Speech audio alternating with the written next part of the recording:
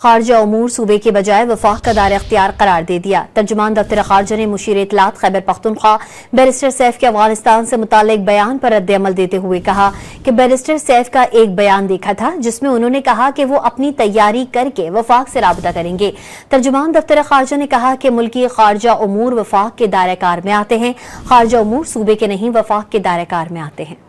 खारजा उमूर सूबे के बजाय वफाक का दायरा इख्तियार करार दे दिया। तर्जुमान दफ्तर खारजा ने मुशीर इत्तलात खैबर पख्तूनख्वा बैरिस्टर सैफ के अफगानिस्तान से मुताल्लिक बयान पर रद्द-ए-अमल देते हुए कहा कि बैरिस्टर सैफ का एक बयान देखा था जिसमें उन्होंने कहा कि वो अपनी तैयारी करके वफाक से राबता करेंगे। तर्जुमान दफ्तर खारजा ने कहा कि मुल्की खारजा उमूर वफाक के दायरा कार में आते हैं, खारजा उमूर सूबे के नहीं वफाक के दायरा कार में आते हैं।